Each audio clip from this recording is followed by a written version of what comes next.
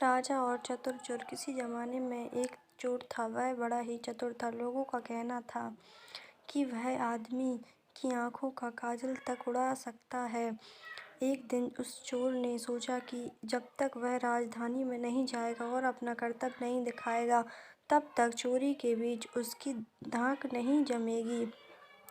यह सोचकर वह राजधानी की ओर रवाना हुआ और वह पहुंचकर उसने यह देखने के लिए नगर का चक्कर लगाया कि कहाँ क्या कर सकता है। उसने तय किया राजा के महल से अपना काम शुरू करेगा। राजा ने रात दिन महल की रखवाली के लिए बहुत से सिपाही तैनात कर रखे थे। बिना पकड़े गए परिंदा भी महल में नहीं घुस सकता था। महल में एक बहुत बड़ी घड़ी लगी थी जो दिन रात का समय बताने के लिए घंटे बजाती रहती थी। चोर ने लोहे की कुछ कीलें इकट्ठी की और जब रात को घड़ी ने 12 बजाए तो घंटे की हर आवाज़ के साथ वह महल की दीवार में एक एक कील ठोकता गया। इस तरह बिना शोर किए उसने दीवार में 12 कीलें लगा दी। फिर उन्हें पकड़ पकड़ कर वह ऊपर चढ़ गया और महल में दाखिल हो गया। इसके बाद वह खजाने में गया और वहाँ से बहुत से हीरे चुरा लाया। अगले दिन जब चोरी का पता लगा तो मंत्रियों ने राजा को इसकी खबर दी। राजा बड़ा हैरान और नाराज हुआ। उसने मंत्रियों को आज्ञा दी कि शहर की सड़कों पर गश्त करने के लिए सिपाहियों की संख्या दूनी कर दी जाए और अगर रात के समय किसी को भी घूमते हुए पाया जाए उसे चोर समझकर गिरफ्तार कर लिया जाए। जिस समय दरबार में यह ऐलान हो रहा था, एक नागरिक के भेष में चोर मौजूद था। उसे सारी योजना की एक बात का पता चल गया। उसे फौरन यह भी मालूम हो गया कि कौन से 26 सिपाही शहर में गश्त के लिए चुने गए हैं। वह सफाई से घर गया और साधु का भेष धारण करके उन 26 सिपाहियों की बीवियों से जाकर मिला। उनसे हर एक इस बात के लिए उत्सुक थी कि उसकी पति की चोर को पकड़ और राजा से नाम ले। एक एक करके चोर उन पास गया और उनके हाथ थे देखकर बताया कि वह रात उसके लिए शुभ है। उसके पति की पोशाक में चोर उसके घर आएगा, लेकिन देखो चोर की अपने घर के अंदर मत आने देना, नहीं तो वह तुम्हें दबा लेगा। घर के सारे दरवाजे बंद कर देना और भले ही वह पति की आवाज़ में बोलता सुनाई दे, उसके ऊपर जलता हुआ कोयला फेंक देना। इसका नतीजा यह होगा कि चोर पकड़ में आ जाएगा। सारी स्त्रियां रात को चोर के आगमन के लिए तैयार हो गईं। अपने पतियों को उन्होंने इसकी जानकारी नहीं दी। इस बीच पति अपनी गश्त पर चले गए और सवेरे 4 बजे तक पहरा देते रहे। हालांकि अभी अंधेरा था, लेकिन उन्हें उस समय तक इधर-उधर कोई भी दिखाई नहीं दिया, तो उन्होंने सोचा कि उस रात को चोर नहीं आएगा।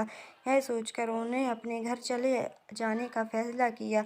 ज्यों ही वे घर पहुंचते, स्त्रियों को संदेह हुआ और उन्होंने चोर की बताई कार्रवाई शुरू कर दी। फल वह हुआ कि सिपाही जल गए और बड़ी मुश्किल से अपनी स्त्रियों को विश्वास दिला पाए कि वे ही उनके असली पति हैं और उनके लिए दरवाज़ा खोल दिया जाए। सारे पतियों के जल जाने के कारण उन्हें अस्पताल ले जाया गया। दूसरे दिन राजा दरबार में आया तो उसे सारा हाल सुनाया गया। सुनकर राजा बहुत चिंतित हुआ और उसने कोतवाल को आदेश दिया कि वह स्वयं जाकर चोर पकड़े। उस रात कोतवाल ने तैयार होकर शहर का पहरा देना शुरू किया।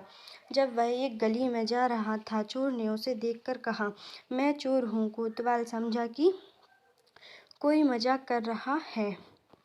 उसने कहा, मजाक छोड़ो और अगर तुम चोर हो तो मेरे साथ आओ, मैं तुम्हें काट में डाल दूंगा।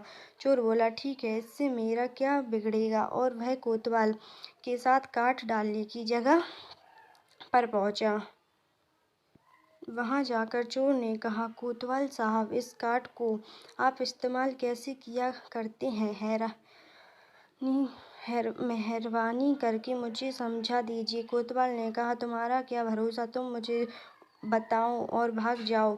आपके बिना कहे मैंने अपने को के हवाले कर दिया। मैं भाग क्यों जाऊंगा। कोतवाल उसे यह दिखाने के लिए राजी हो गया कि काट कैसे डाला जाता है। ज्यों ही उसने अपने हाथ पैर उसमें डाले कि चोर ने झट चाबी घुमाकर काट का ताला बंद कर दिया और कोतवाल को राम राम करके चल दिया।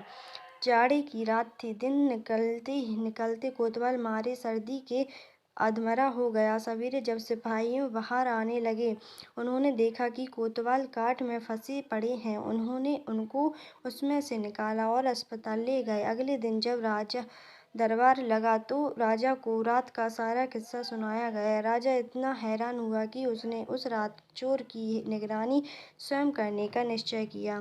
चोर उस समय दरबार में मौजूद था और सारी बातों को सुन रहा था। रात होने पर उसने साधु का भेष बनाया और नगर के सिरे पर एक पेड़ के नीचे धुनी जलाकर बैठ गया। राजा ने गश्त शुरू की और 2 बार साधु के सामने से गुजरा। तीसरी बार जब वह इधर आया तो उसने साधु से पूछा कि क्या इधर से किसी अजनबी आदमी को जाते उसने देखा है।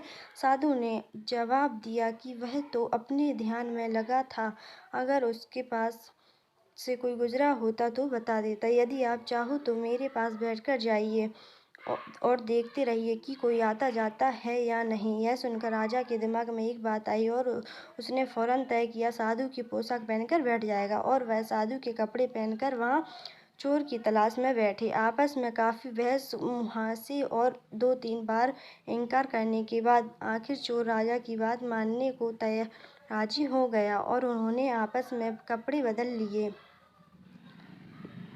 चोर तत्काल राजा के घोड़े पर सवार होकर महल में पहुंचा और राजा के सोने के कमरे में जाकर आराम से सो गया।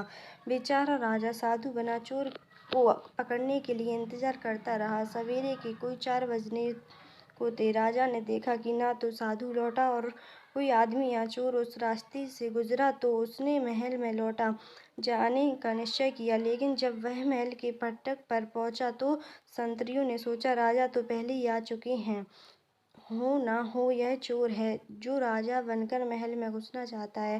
उन्होंने राजा को पकड़ लिया और कालकोठरी में डाल दिया। राजा ने शोर मचाया और किसी ने भी उनकी बात पर नहीं सुनी। दिन का उजाला होने पर का पहरा देने वाले संतरी ने राजा का चेहरा पहचान लिया और मारे डर के थरथरा कर कांपने लगा। वह राजा के पैरों पर गिर पड़ा। राजा ने सारे सिपाहियों को बुलाया और महल में दरबार लगाया।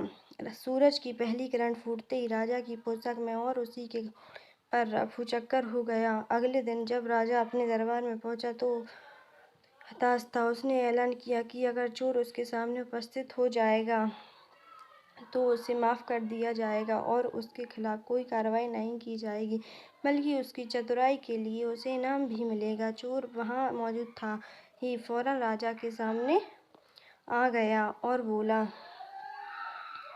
महाराज, मैं ही वह अपराधी हूँ। इसके सबूत में उसने राजा के महल से जो कुछ चुराया था वह सब सामने रख दिया, साथ ही राजा की पोशाक और उसका घोड़ा भी। राजा ने उसे गांव इनाम में दिए और वादा कराया कि वह आगे चोरी करना छोड़ देगा। इसके बाद से चोर खूब आनंद से रहने लगा। वीडियो पसंद आई हो तो लाइक कीजिए, सब्सक्राइब कीजिए।